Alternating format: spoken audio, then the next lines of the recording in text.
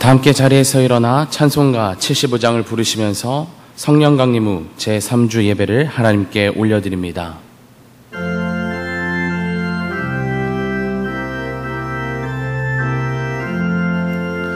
주여 의리무리를 불쌍하게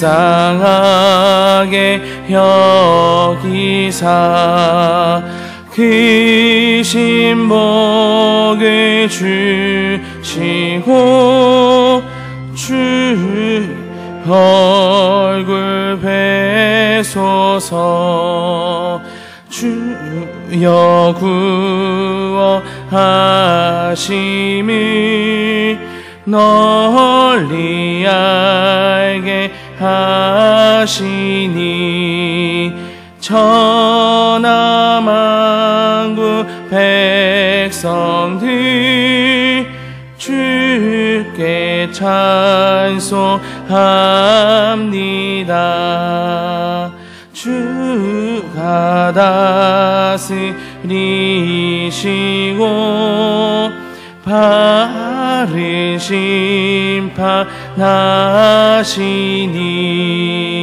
나라들이 즐기며 기쁜 노래합니다.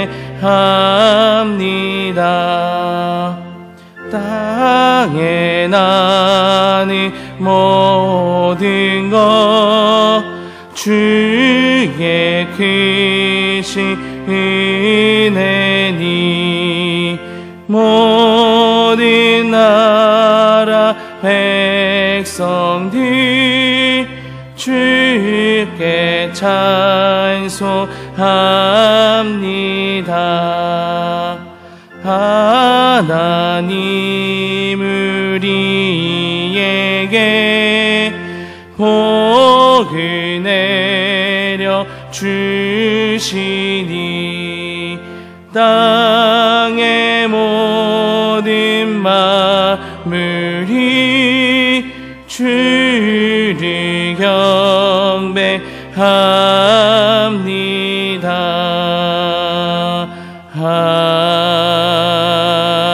아멘.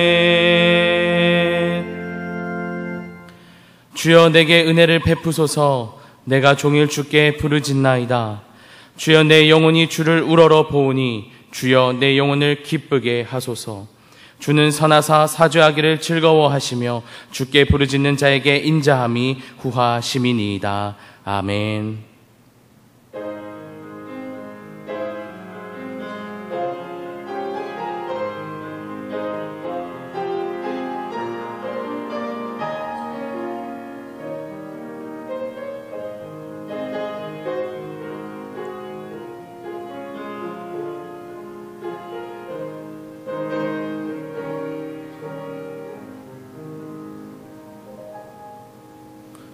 자리에 앉으시겠습니다. 교동문 136번 성령 강림 두 번째 말씀을 교독합니다. 교동문 136번 성령 강림 두 번째 말씀을 함께 교독합니다. 그 후에 내가 내 영을 만민에게 부어주리니 너희 늙은이는 꿈을 꾸며 너희 젊은이는 이상을 볼 것이며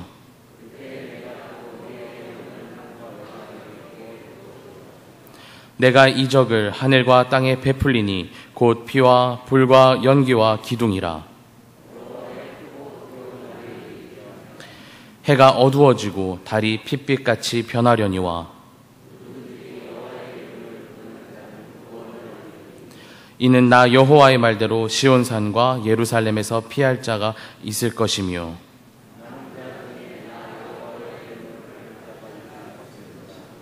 아멘. 다같이 사도신경으로 우리의 신앙을 고백합니다.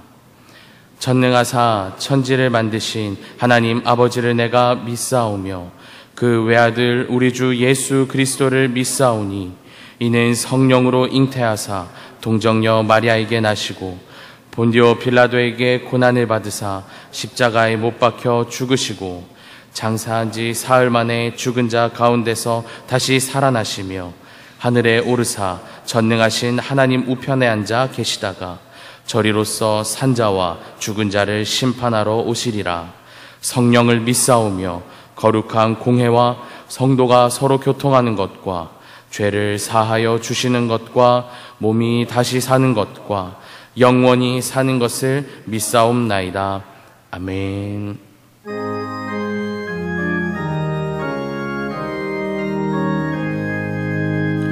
만복의 근원 하나님, 온 백성 찬송 드리고 저 천사여 찬송하세. 찬송 성부 성자 성령 아멘.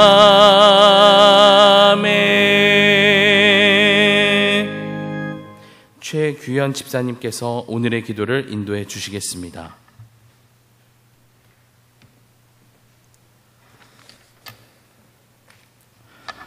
기도드리겠습니다. 믿음의 기도는 병든 자를 구원하리니 주께서 그를 일으키시리라. 혹시 죄를 범하였을지라도 사하심을 받으리라 하신 주님, 믿음 안에서 고단한 한 주를 보냈지만 주님의 몸된 교회에서 평안과 안식을 주심에 감사를 드립니다. 온 세상이 코로나 바이러스로 힘겨운 시간을 보내고 있지만 이 또한 주님의 계획이라 믿습니다. 어려운 시기이지만 지킬 것은 지키며 서로에게 더욱 배려하며 위하는 계기가 되게 하실 줄 믿습니다. 내가 너를 지키리라 너는 내 것이라 하신 주님께서 친히 저희와 함께 하실 줄 압니다. 슬기롭게 지혜롭게 헤쳐나갈 믿음과 용기를 주시옵소서.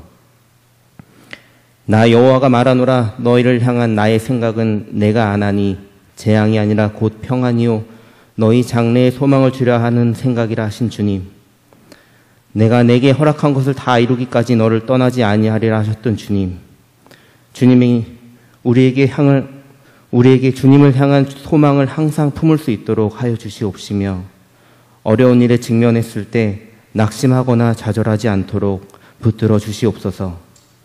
힘든 시기에 교회와 성도들을 보듬으며 주님의 몸된 교회를 이끌어가는 교역자들에게도 소망을 가지게 하여 주시옵시고, 어려울 때일수록 서로 간의 소망으로 대하도록 하여 주시옵소서. 그런즉 믿음, 소망, 사랑 이 세 가지가 있을 것인데 그 중에 제일은 사랑이라 하신 주님, 나를 사랑하며 내 가족을 사랑하며 내 이웃 또한 사랑하며 내 나라와 내 민족을 사랑하게 하여 주시옵시며, 나아가 주님과 주님이 주신 말씀과 주님의 교회를 사랑하게 하여 주시옵소서. 세상 앞에 본이 되는 서로 사랑하며 섬기는 교회와 성도들이 되게 하여 주시옵시고, 믿지 않는 자들이 그러한 저희를 보고 주님께로 올 수 있도록 하여 주시옵소서. 교회를 섬기는 우리가 모르는 손길들이 많이 있습니다. 그들을 향한 주님과 우리들의 섬김과 고마움을 잊지 않게 하여 주시옵시고, 지치지 않게 하여 주시옵소서. 우리의 모든 것을 주관하시고 우리의 모든 것 되시는 주 예수 그리스도의 이름으로 기도드렸사옵나이다.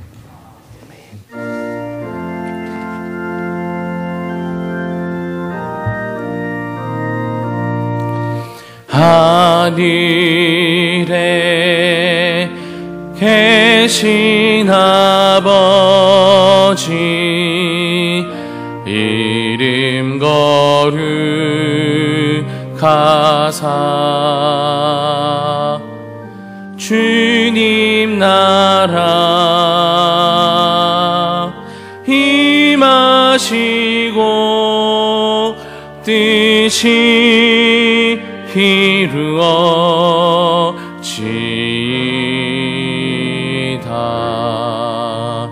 일용할 양식 주시고 우리들의 큰 죄 다 용서하옵시고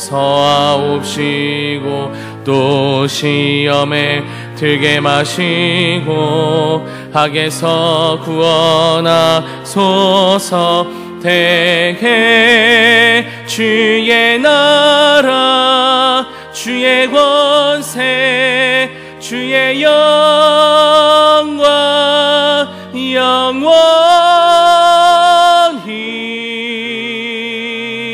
아멘.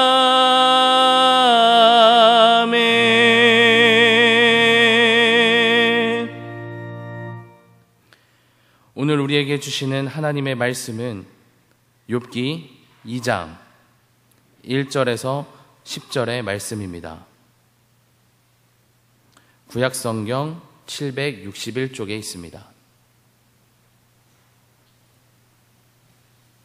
욥기 2장 1절에서 10절의 말씀입니다. 구약성경 761쪽입니다. 욥기 2장 1절에서 10절의 말씀, 하나님의 말씀이 선포될 때 자리에서 일어나시겠습니다. 한달금 집사님께서 하나님의 말씀을 봉독합니다.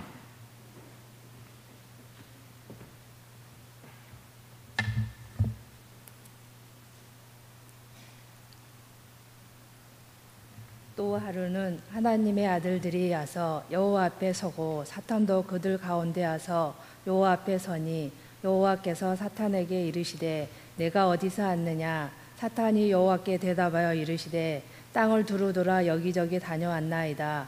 여호와께서 사탄에게 이르시되 내가 내 종 욥을 주의하여 보았느냐? 그와 같이 온전하고 정직하여 하나님을 경외하며 악에서 떠난 자가 세상에 없느니라. 내가 나를 충동하여 까닭없이 그를 치게 하였어도 그가 여전히 자기의 온전함을 굳게 지켰느니라. 사탄이 여호와께 대답하여 이르시되 가죽으로 가죽을 바꾸오니 사람이 그의 모든 소유물로 자기의 생명을 바꾸올지라. 이제 주의 손을 펴서 그의 뼈와 살을 찢어서 그리하시면 틀림없이 주를 향하여 욕하지 않겠나이까. 여호와께서 사탄에게 이르시되 그가 그를 내 손에 맡기노라. 다만 그의 생명을 해하지 말지니라. 사탄이 이에 여호와 앞에서 물러나서 욥을 쳐서 그의 발바닥에서 정수리까지 종기가 나게 한지라. 욥이 제 가운데 앉아서 질그릇으로 조각을 가져다가 몸을 긁고 있더니 그의 아내가 그에게 이르되 당신이 그래도 자기의 온전함을 굳게 지키느냐? 하나님을 욕하고 죽으라. 그가 이르되 그대의 말이 한 어리석은 여자의 말 같도다. 우리가 하나님께 복을 받았은즉 하도 받지 아니하겠느냐 하고 이 모든 일에 욥을 입술로 범죄하지 아니하니라. 아멘.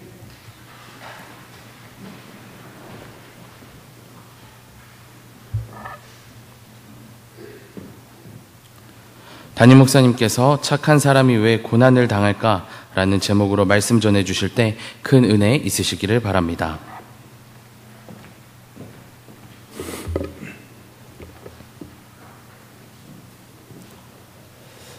하나님의 크신 은혜와 사랑이 예배하는 우리 모두에게 함께 하기를 바랍니다.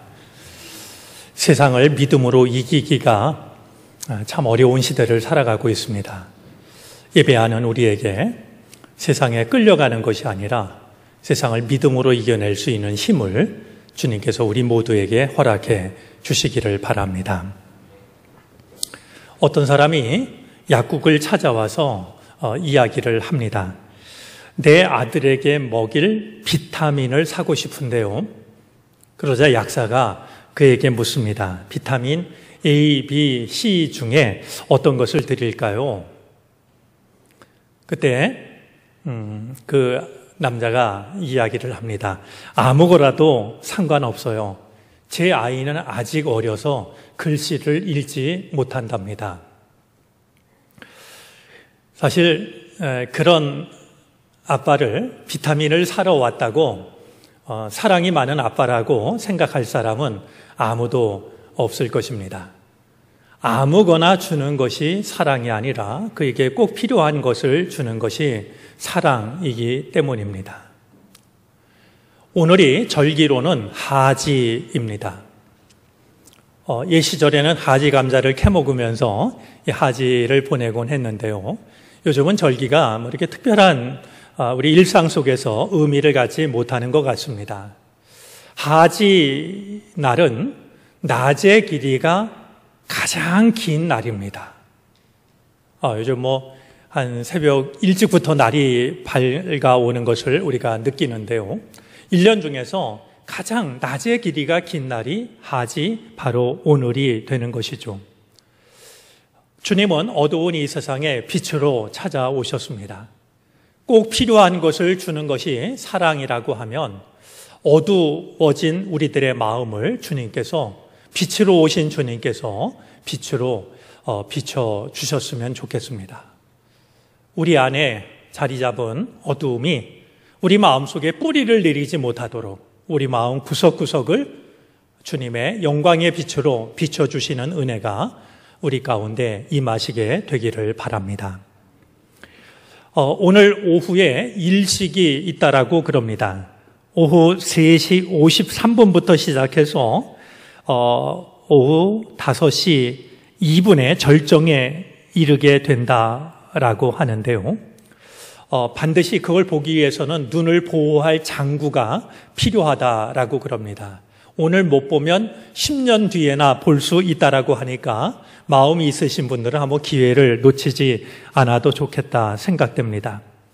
해와 달이 펼치는 빛과 어둠의 향연을 바라보면서 우리 안에 어둠은 얼마큼 있는 것인지, 그 어둠을 우리는 주님의 빛으로 얼마큼 이겨가고 있는지 이 또한 살펴보는 날이 된다면 의미 있는 날이 되겠다 생각이 듭니다. 지난주에 말씀을 드렸던 것처럼 오늘부터는 욥기 말씀을 저희가 차례대로 읽어 나가려고 합니다. 우리 성령 강림 절기는 1년에 거의 절반을 차지하는 절기인데요. 사실은 이 기간을 비축제 기간이라 이렇게 이제 부릅니다. 그래서 이 기간을 보내면서 올해의 이 성령 강림 절기에는 특별히 욥기 말씀을 우리가 좀 함께 읽고 함께 생각을 하려고 합니다. 이 욥기 말씀을 주목해서 읽고 생각하려고 하는 분명한 이유가 있습니다. 지금 우리가 보내고 있는 이 때가 고난의 때라는 생각이 들기 때문입니다. 무엇보다 코로나 바이러스로 인한 어려움이 적지가 않습니다. 잠잠해지는가 싶었는데요. 세계보건기구 발표를 보니까 엊그제 18일은 세계에서 새로운 확진자가 가장 많이 발생한 날이었습니다. 전 세계적으로 하루 동안 15만 명이 확진자가 이제 발생을 했다라고 하니까 정말 세계적으로 이 확산세가 꺾이고 있지 않은 것을 보게 됩니다. 우리의 삶이 멈춰서는 것 같고 우리가 당연하게 누려왔던 많은 것들이 낯설게 여겨지는 정말 처음 겪는 이런 일들을 경험하고 있습니다. 후유증은 여러 가지로 나타나고 있는데요.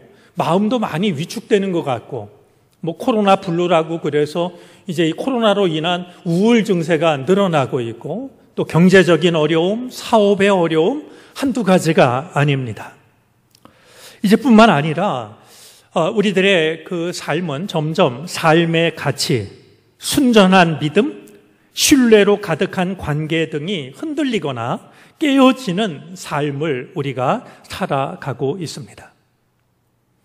고난에 대해서 어쩌면 가장 진지하게 묻고 고민하고 그 답을 찾으려고 했던 우리가 욥기를 읽어 나가는 동안 빛의 출구를 찾아내는 시간이 되어질 수 있었으면 좋겠습니다.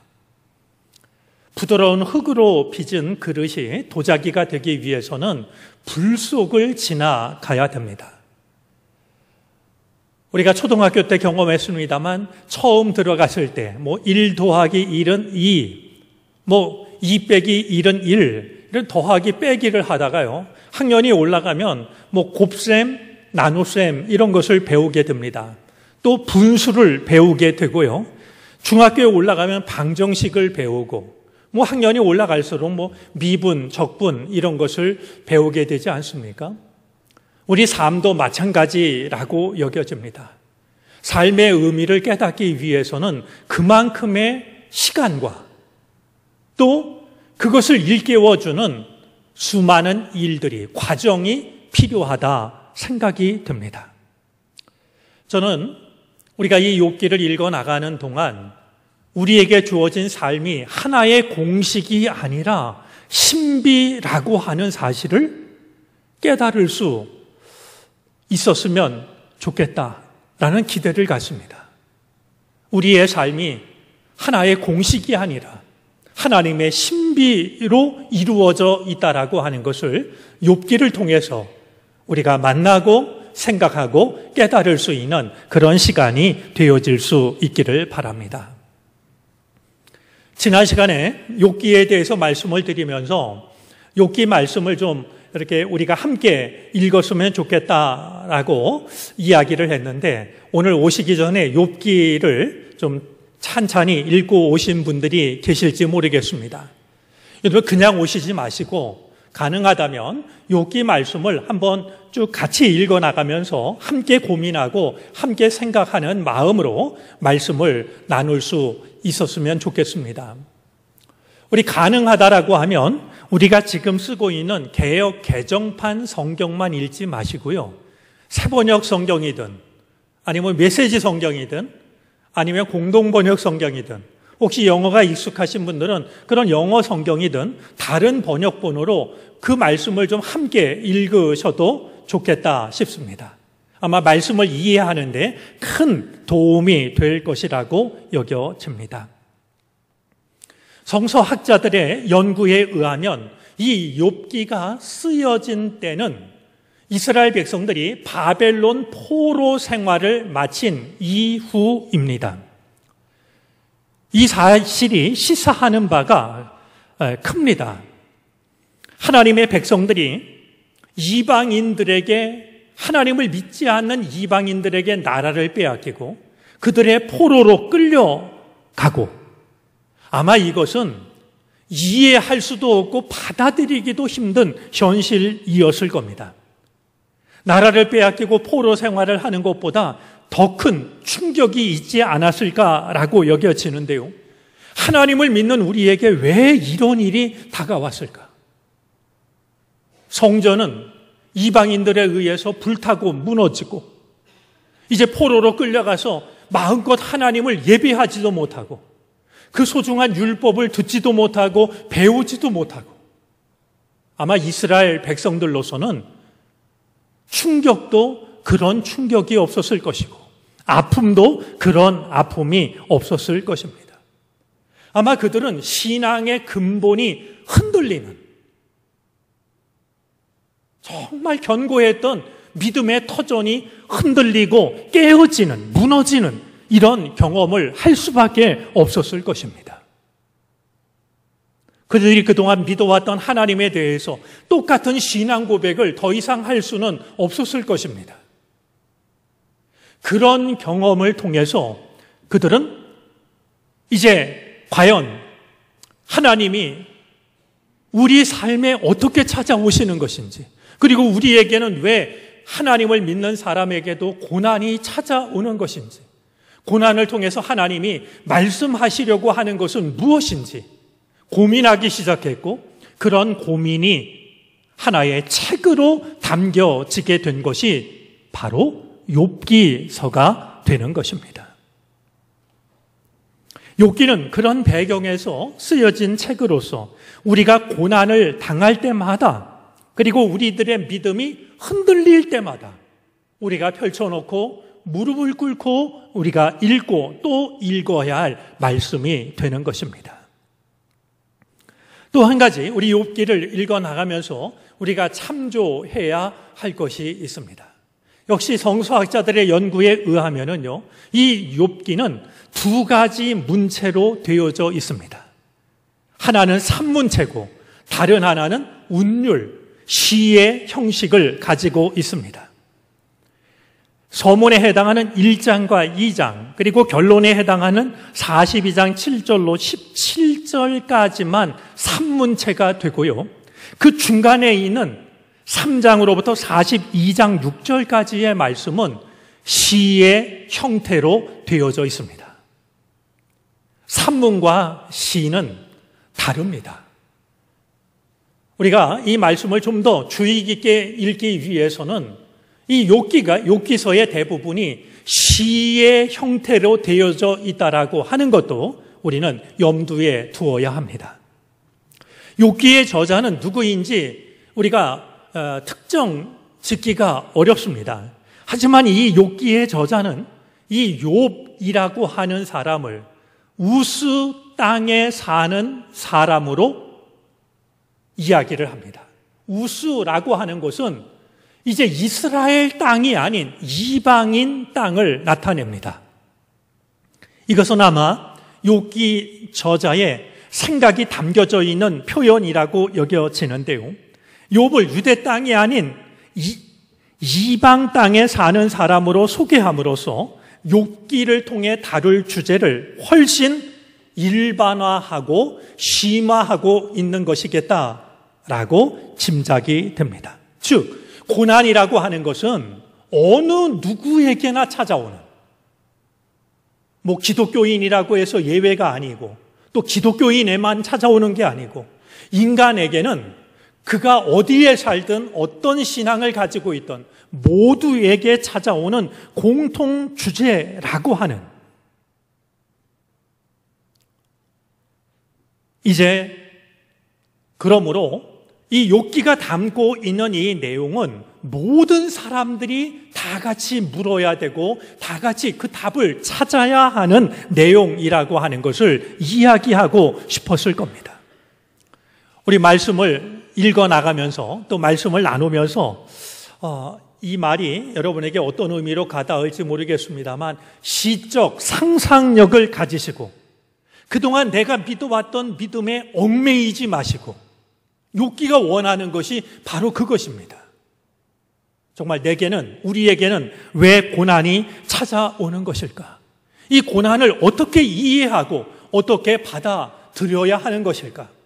우리 인간으로서 물어야 될 가장 중요하고 가장 무거운 질문이 아닐 수 없는데 우리가 이 질문 앞에 용기를 가지고 서고 또 나만의 대답을 함께 찾아갈 수 있었으면 좋겠습니다.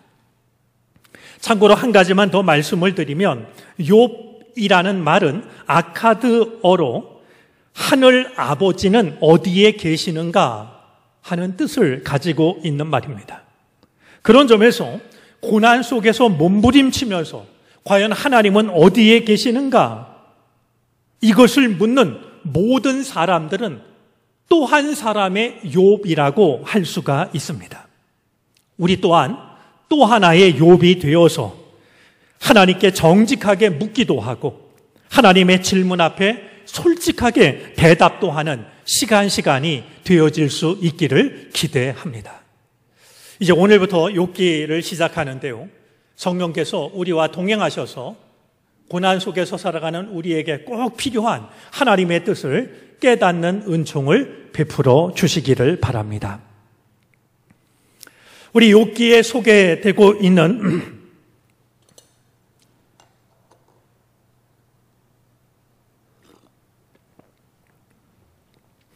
이 욥은 복 받은 사람입니다. 그냥 복이 아니라 복 중에 복을 받은 사람입니다. 여러분 1장 2절부터 3절까지의 말씀을 보면요. 욥이 어떤 사람인가 하는 것이 기록되어져 있는데요. 우리 1절부터 한번 볼까요? 1절부터 3절까지입니다. 우리 한번 한 목소리로 같이 읽어보겠습니까? 우스 땅에 욥이라 불리는 사람이 있었는데 그 사람은 온전하고 정직하여 하나님을 경외하며 악에서 떠난 자더라. 그에게 아들 7과 딸 3이 태어나니라. 그의 소유물은 양이 7,000마리요 낙타가 3,000마리요 소가 500결이요 암나귀가 500마리이며 종도 많이 있었으니 이 사람은 동방 사람 중에 가장 훌륭한 자라. 욥은 됨됨이도 아주 훌륭했습니다. 정직했고 온전했습니다. 소유는 상상을 초월합니다. 양이 7,000마리, 낙타가 3,000마리, 소가 500쌍, 암나귀가 500마리. 또 짐승이 이렇게 많다 보니까 종도 굉장히 많았습니다. 자식도 10명이나 됩니다. 아들이 7이요, 딸이 3명이었습니다. 믿음도 훌륭합니다. 하나님을 경외하는 사람이라고 이렇게 말합니다. 또 가족 간의 우애도 남달랐습니다. 자식들이 생일을 맞을 때마다 돌아가며 생일 잔치를 벌입니다. 욥이 얼마나 경건하냐 하면 혹시 잔치 분위기에 빠져서 마음으로라도 자식들이 하나님을 욕되게 했을까 봐 자식들의 수대로 번제를 드릴 만큼 이런 훌륭한 믿음의 아버지이기도 했습니다. 사실 지금 성경이 말하고 있는 많은 자식, 풍부한 부, 사회적인 존경, 하나님을 경외하는 것, 이것은 복받은 사람의 징표였습니다. 유대교 전통에 의하면 지금 말하고 있는 이 모든 것들은 복받은 사람의 표지였다라는 것입니다. 여러분 생각을 해보면 우리 같은 사람은요, 욥이 받아 누렸던 이 복 중에 어느 거 하나 갖기도 쉽지가 않습니다. 뭐 재산이 많아도 이렇게 많을 수가 있겠습니까? 자식의 복도 이렇게 누리고 말이죠. 식구들 간에 화목하고. 사실은 이 중에 한두 가지가 있다 할지라도 나머지가 전혀 없는 경우도 적지가 않습니다. 재산은 많은데 형제들 간에 싸우는 집안도 뭐 드문 거 아니지 않겠습니까? 근데 욥은 복받은 사람의 징표라 여겨지는 모든 것들을 가지고 있었고 그것이 조화를 이루고 있는 삶을 살아가고 있었던 겁니다. 그런 점에서 이 욥은 그냥 복을 받은 게 아니라 복 중에 복을 받은 말이죠. 매우 드문 사람이었다라고 하는 것을 생각하게 합니다. 그런 욥에게 한순간 큰 불행이 닥쳐옵니다. 1장 14절부터 19절까지의 말씀을 보면요. 이제 생일 잔치를 하고 있는데 종들이 달려와서 다급한 소식을 전하기 시작합니다. 일꾼 하나가 달려와서 우리가 소를 몰아 밭을 갈고 나귀들은 그 근처에서 풀을 뜯고 있는데 스바 사람이 갑자기 들이닥쳐서 가축들을 빼앗아가고 종들을 칼로 죽였습니다. 이제 저 혼자만 겨우 살아 이 주인님께 보고를 합니다. 이야기를 하고 있습니다. 그 일꾼이 말을 다 마치기도 전에 두 번째 일꾼이 달려옵니다. 하늘에서 불이 떨어져서 양떼와 목동들을 살라버려서 저 혼자만 겨우 달려왔습니다. 그의 말이 끝나기도 전에 또 한 사람이 달려옵니다. 갈대아 사람 무리가 갑자기 나타나서 떼를 모두 끌어가고 종들을 칼로 죽였습니다. 저만 겨우 살아와서 이 이야기를 전합니다. 그게 끝이 아니었습니다. 그가 아직도 말을 하고 있는데 이제 네 번째 종이 달려와서 이야기를 합니다. 이제 주인 어른의 아드님, 따님들이 큰 아드님 집에서 생일 잔치를 벌이고 있는데 음식을 먹고 있는데 갑자기 강풍이 불어와서 집이 무너지고 말았습니다. 살아남은 자가 따로 없습니다. 여러분, 지금 종이 넷이 달려와서 이야기를 하는데요. 이 4라고 하는 숫자는 전부를 상징하는 숫자입니다. 우리 동서남북처럼 말이죠. 그러니까 이제 그 모든 것을 다 잃어버렸다라고 하는 그 단순한 사실을 네 종이 달려와서 하는 보고를 통해서도 생각을 하게 됩니다. 가장 큰 복을 누렸던 욥이 한순간에 모든 것을 잃어버리고 맙니다. 욥에게 닥친 불행을 어떻게 표현할 길이 없습니다. 마치 욥의 삶 한복판에 핵폭탄이 떨어졌다고나 할까요? 어떻게 그런 복을 누릴 수 있을까 싶었던 욥이 한순간에 복이라 여겼던 모든 것들을 다 잃어버리고 맙니다. 그야말로 욥의 삶은 풍비박산이 나고 말았습니다. 욥은 왜 그런 일이 한꺼번에 한순간에 자기에게 들이닥쳤는지를 알지 못합니다. 어려운 일을 만날 때마다 왜 이런 일이 나에게 찾아온 걸까? 그 뜻을 알지 못하는 우리들처럼 말이죠. 하지만 성경을 읽고 있는 우리는 왜 욥에게 그런 어려운 일이 찾아왔는지를 모르지 않습니다. 바로 사탄 때문이었습니다. 여러분, 이 사탄이라는 말은요, 뿔이 나고 얼굴에 상처가 나고 이빨이 튀어나오고 그런 존재가 아니라요, 사탄이라는 말은 이간자, 고발자라는 뜻입니다. 사탄이 누구냐 하면 이간시키는, 우리들의 죄를 들춰내서 이간시키는 존재가 사탄입니다. 하나님과 우리 사이를 이간질하고요, 사람과 사람 사이를 이간질하는 존재가 사탄입니다. 우리가 기억해야 될 게 있습니다. 사탄은 우리를 떨어뜨립니다. 성령은 우리를 하나 되게 하십니다. 이제 오늘 성경을 보니까 사탄은 온 땅을 두루 돌아 여기저기를 다녀왔다라고 말합니다. 오늘 2장 2절뿐만이 아니라 1장 7절에도 같은 말을 하고 있습니다. 여러분, 우리가 기억해야 될 게 있습니다. 사탄은요, 하나님과 우리 사이를 떨어뜨리려고 잠시도 쉬지 않고 온 땅을 두루 다니고 있습니다. 주님을 믿는 우리들의 열심이 사탄의 열심을 이기지 못하면은요, 우리들은 전부 뿔뿔이 떨어질 수밖에 없습니다. 온 땅을 두루두루 다니는 말이죠. 이 사탄의 말을 생각하면 베드로전서 5장 8절 말씀이 떠오릅니다. 이런 말씀이죠. 근신하라, 깨어라. 너희 대적 마귀는 우는 사자같이 두루 다니며 삼킬 자를 찾나니. 공동번역 성경은 이렇게 옮겼습니다. 정신을 바짝 차리고 깨어 있으십시오. 여러분의 원수인 악마가 으르렁대는 사자처럼 먹이를 찾아 돌아다닙니다. 내가 어떻게 하면 하나님을 믿는 자들과 하나님 사이를 떨어뜨려 놓을 수 있을까?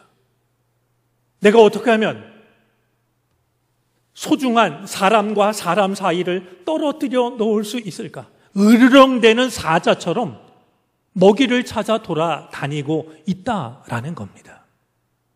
그런 점에서 우리는 더, 그리고 충분히 깨어 있어야만 합니다. 하나님은 그런 사탄에게 자랑스럽게 욥을 소개합니다. 1장 8절입니다. 그러자 사탄이 하나님께 질문과 제안을 하는데요, 욥이 그냥 하나님을 까닭 없이 섬기겠느냐라는 겁니다. 하나님을 섬길 만한 복을 주셨으니까 욥이 하나님을 섬기지 까닭 없이 하나님을 섬기겠습니까? 그러자 하나님은 무슨 자신감이셨는지 모르지만 사탄의 제안을 받아들입니다. 그가 가진 것을 한번 내가 빼앗아 봐라. 욥이 믿음이 흔들리는지 안 흔들리는지를 한번 확인해 봐라. 허락을 해 주십니다.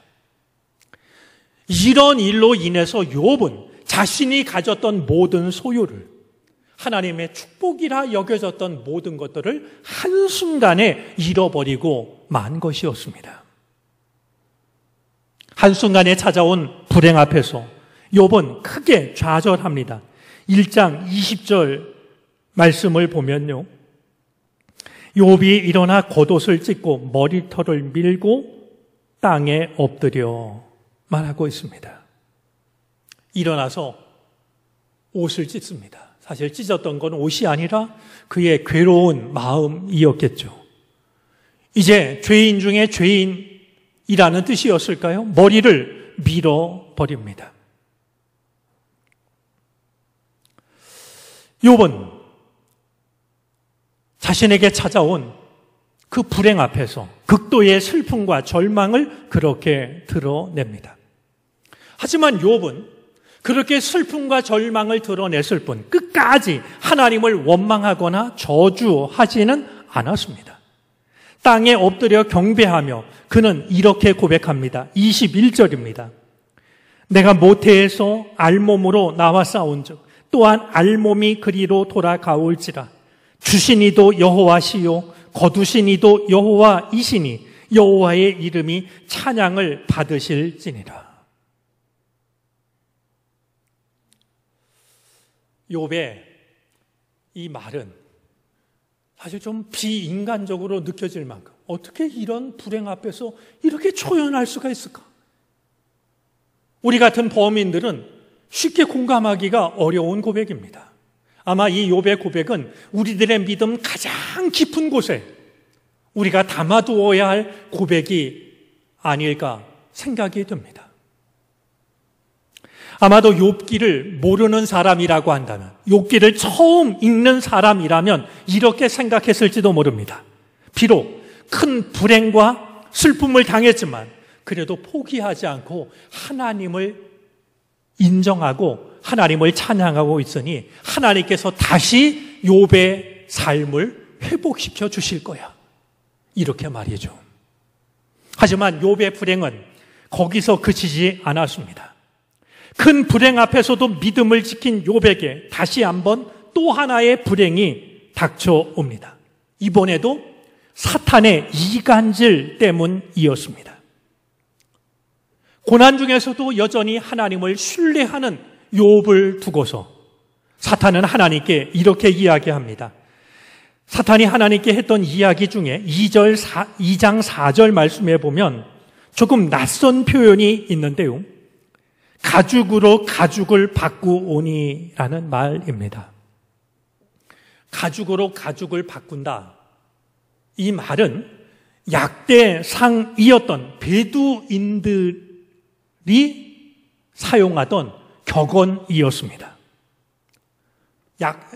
가죽은 가죽으로 바꾼다.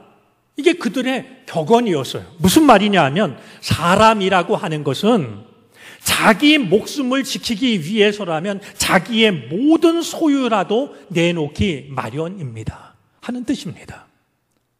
욥을 쳐서 생명의 위협을 느끼게 한다면 욥은 자기가 가지고 있는 모든 것을 다 내놓을 겁니다. 결국 욥 자신을 치면 욥은 믿음도 내팽개치고 말 겁니다 하는 이간질이었습니다. 하나님은 왜 그토록 욥을 신뢰하시는 것일까요? 이번에도 하나님은 사탄의 제안을 받아들입니다. 그의 생명만은 건드리지 말고 그의 몸을 쳐봐라 말이죠. 욥의 믿음이 흔들리는가를 확인해 보라고 허락을 하십니다. 하나님은 대답 한 번을 하셨지만 욥에게 밀어닥친 결과는 끔찍했습니다. 발바닥에서부터 정수리까지 온몸에 종기가 돋아납니다. 성서학자들은 이 종기가 바로 나병이었을 거라고 이렇게 생각을 하기도 합니다. 견딜 수 없는 고통으로 욥은 제 가운데 앉아서 질그릇 조각을 가져다가 온몸을 긁어댑니다. 첫 번째 시련이 욥의 소유를 치는 것이었다라고 하면 두 번째 시련은 욥 자신을 치는 것이었습니다. 이 욥을 생각하는 것만으로도 덩달아 마음이 아파오는데 욥에게는 결정적인 아픔이 또 한 가지 기다리고 있었습니다. 내가 아무리 아프고 힘들어도 내 곁에 내 아픔을 이해해주는 단 한 사람만 있으면 우리는 위로를 얻을 수 있습니다. 욥에게는 그 한 사람이 있었습니다. 자식들은 다 한순간에 죽었지만 욥의 아내는 아직 욥 곁에 있었습니다. 하지만 욥의 아내는 모든 것을 다 잃고 온몸에 종기가 돋아서 제 위에 앉아 우리식으로 하면 기와장으로 자기 몸을 피가 날도록 긁고 있는 남편을 보면서 이렇게 이야기를 합니다. 오늘 성경 9절입니다. 그의 아내가 그에게 이르되 당신이 그래도 당신의 온전함을 굳게 지키느냐? 하나님을 욕하고 죽으라.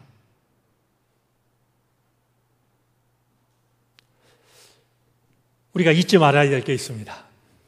욥의 아내가 이렇게 얘기했다고 욥의 아내를 우리가 함부로 욕하면 안 됩니다.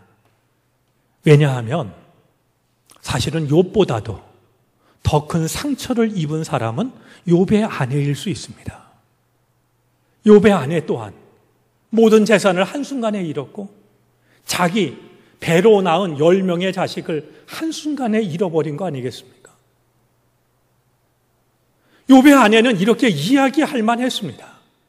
차라리 하나님을 저주하고 죽으라 라고 남편에게 이야기하는 이 말은 아마 욥의 아내의 솔직한 심정이었을 겁니다. 내가 살아서 뭐해? 차라리 하나님을 욕하고 죽지. 그런 점에서 욥의 아내가 믿음이 없다고 우리는 함부로 그를 비난해서는 안 될 겁니다. 모든 소유를 한순간에 잃어버렸을 때 그랬던 것처럼 저주에 가까운 아내 말을 들으면서도 욥은 이렇게 이야기를 합니다. 2장 10절입니다. 그가 이르되 그대의 말이 한 어리석은 여자의 말 같도다. 우리가 하나님께 복을 받았은즉 화도 받지 아니하겠느냐. 이 욥의 대답은 어쩌면 나의 믿음은 아직도 멀었구나. 이런 생각을 큰 숙제처럼 우리에게 남겨줍니다. 나라면 이런 상황에 욥처럼 말할 수 있었을까? 자신이 없기 때문이죠. 하지만 이렇게 말한 한 사람이 있었다라고 하는 것은 우리에게 큰 숙제와 도전으로 다가옵니다. 여러분, 오늘은 욥기를 읽는 첫 시간입니다. 욥기가 우리에게 던지는 매우 중요한 질문이 한 가지 있습니다. 고난당하는 욥이 모든 인간을 대표하는 것이라고 한다면 이 욥기가 묻고 있는 질문은 하나님을 믿는 사람뿐만이 아니라 고난을 당하는 모든 사람에게 묻는 질문이 됩니다. 뜻밖에도 이 질문은 사탄이 하나님께 물었던 질문 속에 담겨져 있습니다.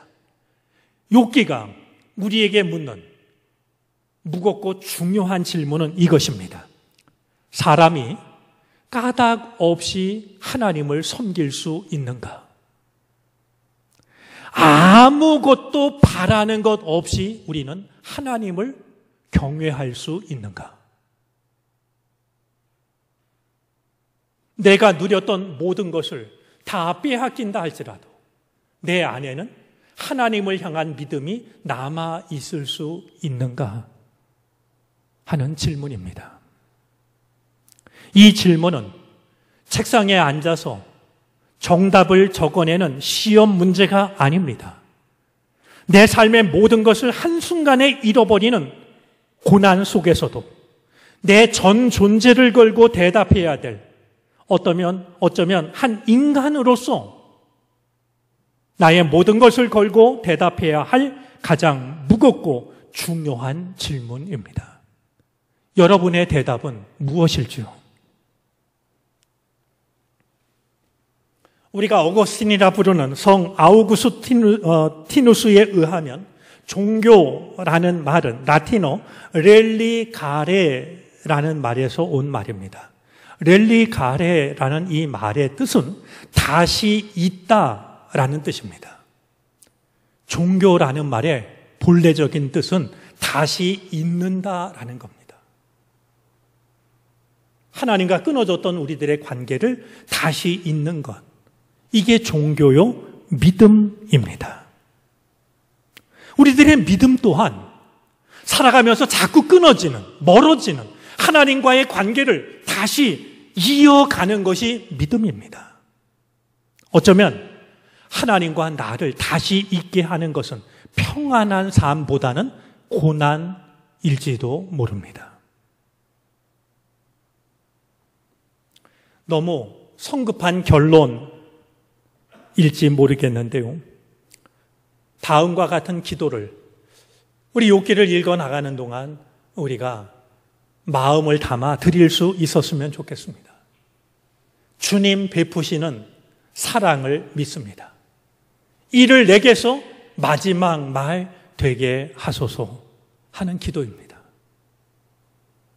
한번 마음에 글씨를 쓰듯이 따라해 보시겠습니까? 주님 베푸시는 사랑을 믿습니다. 이를 내게서 마지막 말 되게 하소서. 주님 베푸시는 사랑을 믿습니다. 이를 내게서 마지막 말 되게 하소서. 우리 욥기를 읽어 나가는 동안 이 짧은 기도가 우리의 마음이 담긴, 삶이 담긴 기도가 되어질 수 있기를 바랍니다. 기도하겠습니다. 하나님, 우리는 오늘 새로운 순례길을 떠납니다. 욥기를 읽으며 우리 삶을 돌아보려 합니다. 과연 우리가 까닭 없이도, 바라는 것 없이도, 고난 한복판에서도 하나님을 경외할 수 있을지, 왠지 우리의 믿음이 연약하고 부족하게만 느껴집니다. 우리를 도와주옵소서. 우리 삶에 우리가 생각하지 못한 어떤 일이 다가온다 할지라도 하나님을 변함없이 신뢰할 수 있는 믿음을 갖게 하옵소서. 십자가 위에서도 하나님께 당신을 맡기셨던 예수 그리스도의 이름으로 기도를 드립니다. 아멘.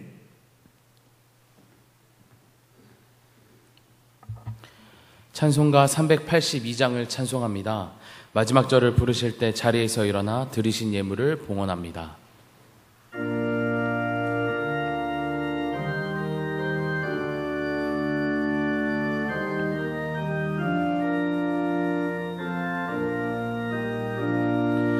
너 근심 걱정 말아라. 주 너를 지키리. 주 날개 밑에 거하라. 주 너를 지키리. 주 너를 지키리. 아무 때나 어디서나 주 너를 지키리. 늘 지켜주시리.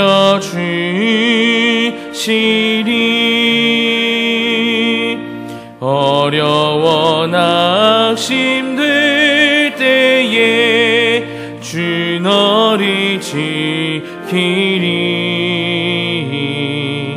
위험한 일을 당할 때 주 너를 지키리. 주 너를 지키리.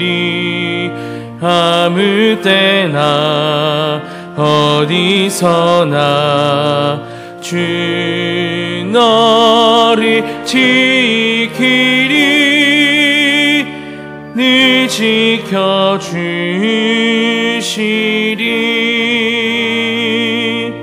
너 쓸 것 미리 아시고 주 너를 지키리. 구하는 것을 주시며 주 너를 지키리. 주 너를 지키리. 아무 때나 어디서나 주 너를 지키리. 늘 지켜주시리.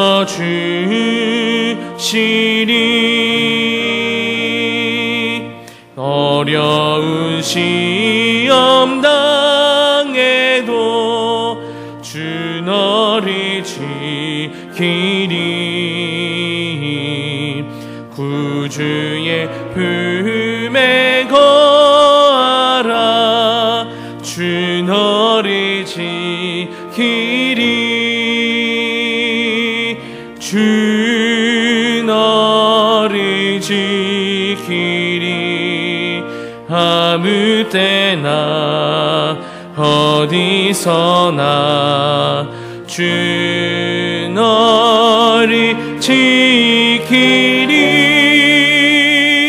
늘 지켜주시리.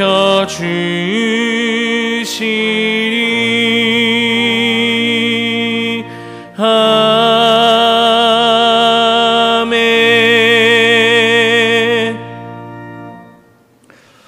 세상을 살아가는 우리는 이유를 알 수 없는 많은 고난을 당합니다.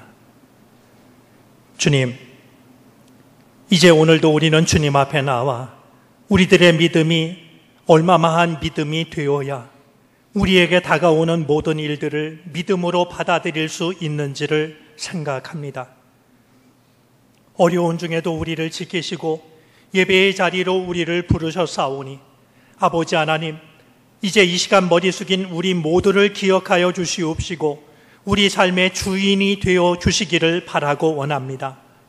우리에게 주신 삶을 믿음의 눈으로 바라보게 하여 주시옵시고 어떤 일이 다가온다 할지라도 믿음으로 이겨나갈 수 있는 우리가 되게 해 주시옵소서.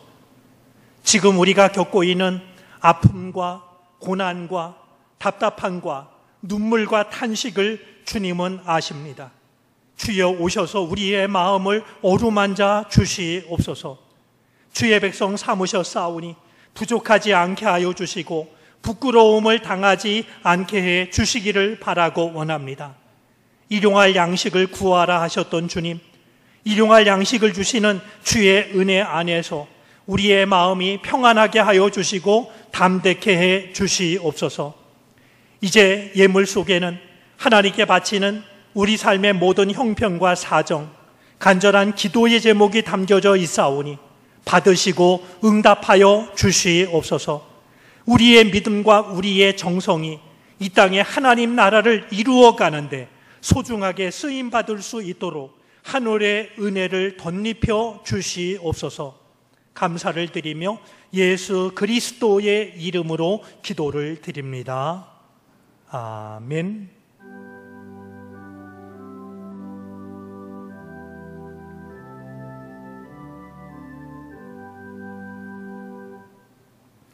자리에 앉으시겠습니다. 교회 소식을 전합니다. 교회 소식은 주보 4쪽과 5쪽을 참고해 주시기를 바랍니다. 28일 다음 주일 예배 참석 시간을 안내드립니다. 2부 예배에는 1부터 3 남녀선교회와 4 남선교회 그리고 4, 5 여선교회가 함께 예배를 드립니다. 1부 예배에는 그 외 선교회원들이 모여 함께 예배를 드립니다.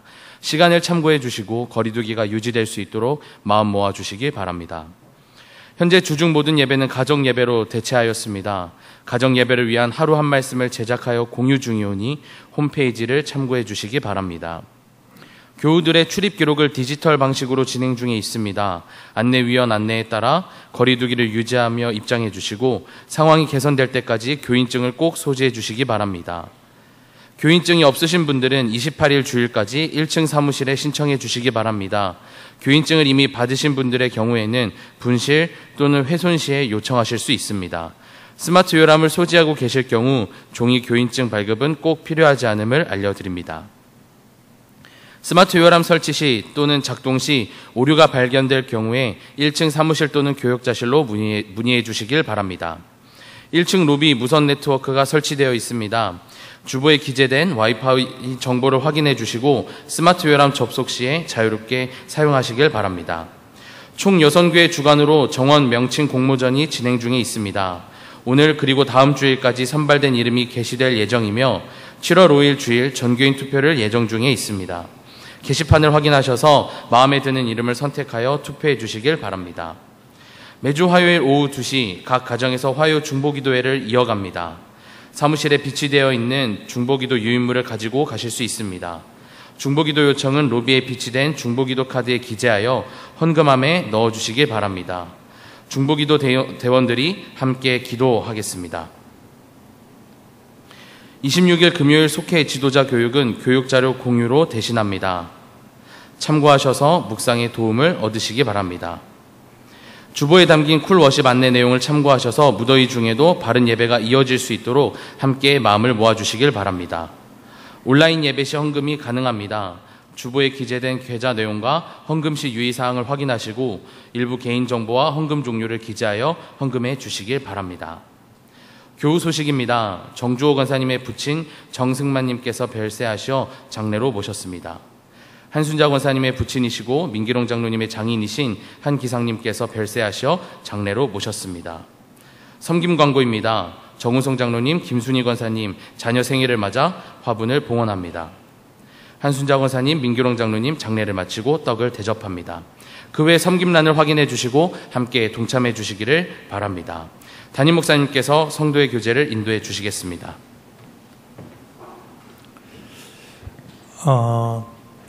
예배에 참석하시는 분들 중에 계단을 오르시기 힘들어 하시는 분들이 계십니다. 우리 어려우신 분들은 1층에서 출입을 확인하신 뒤에 안내위원 누구에게라도 말씀하시면 2층으로 올라오는 엘리베이터를 열어드리겠습니다. 우리가 상시적으로 운영을 못하는 건 이 감염의 위험 때문에 저희가 좀 조심하고 있으니까요. 걸어오실 수 있는 분은 얼마든지 걸어오시면 좋겠고 힘드신 분은 편하게 얘기해 주시면 저희가 그때마다 운행을 하도록 그렇게 하겠습니다.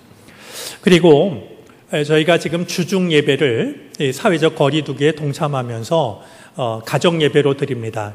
대신 저희 교역자들이 새벽 예배 인도하듯이 그날 주어진 본문을 가지고 설교를 영상으로 찍어서 우리 홈페이지에 올리고 있습니다. 그런데 우리 홈페이지에 보면 우리 교우들이 그 영상을 보는 횟수가 이번 주 10명이 안 됩니다. 평균. 아직 이게 홍보가 잘 안 돼 있지 않나 이제 이런 생각이 들고 한편은 우리가 점점 이 상황에 익숙해져 가는 거 아닌가? 이런 생각도 듭니다. 우리가 더 좀 간절한 마음으로 우리의 믿음을 지키는 게 필요하다라고 여겨지는데요. 우리가 주중에 새벽 예배를 드리지 않지만 영상으로는 예배를 드린다라고 하는 거 기억하시고 우리 홈페이지 들어가시면 하루 한 말씀이라는 매일같이 그 말씀을 들을 수 있는 설교가 올라오고 있습니다. 우리 교우들이 좀 많이 시청을 하시면서 믿음을 지키시게 되기를 바랍니다. 우리 이 시간 성도의 교제 나누겠습니다. 옆자리에 있는 분, 앞뒤에 있는 분 서로 인사하겠습니다. 반갑습니다. 주님의 은혜가 함께 하시기를 바랍니다.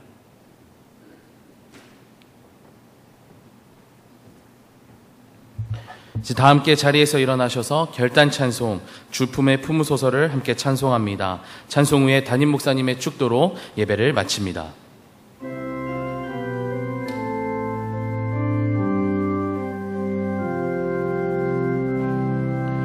주품의 품으소서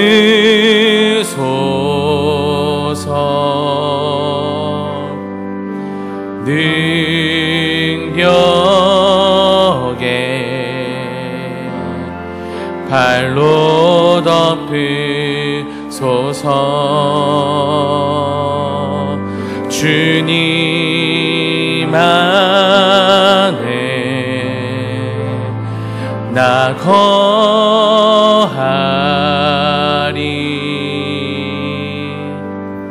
주 능력 나 잠잠히 믿네 거친 파도 날 향해 와도 주와 함께 날아오리리 폭풍 가운데 나의 영혼 잠잠하게 주를 보리라.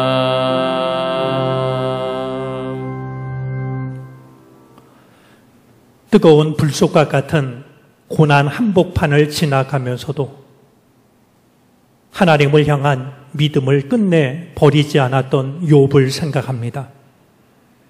아직 우리에게는 까마득한 신앙의 목표이지만 욥기를 읽어나가며 욥이 지녔던 그 믿음을 우리 마음에 간직하게 하여 주시고 우리에게 다가오는 고난을 믿음의 눈으로 바라볼 수 있게 해 주시옵소서.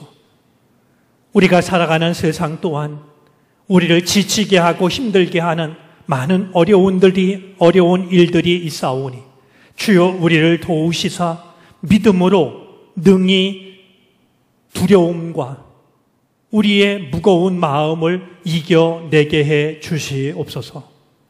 지금은 우리 구주 예수 그리스도의 크신 은혜와 하나님 아버지의 무한하신 사랑하심과 도우시고 이끄시는 성령의 은총이 주님 전을 찾아 예배하고 돌아서는 사랑하는 모든 주님의 백성들 머리 위에 주님이 주신 가정과 일터와 교회와 이 나라, 이 민족과 온 세상 열방 위에 이제로부터 영원토록 함께 하시옵기를 간절히 축원하옵나이다.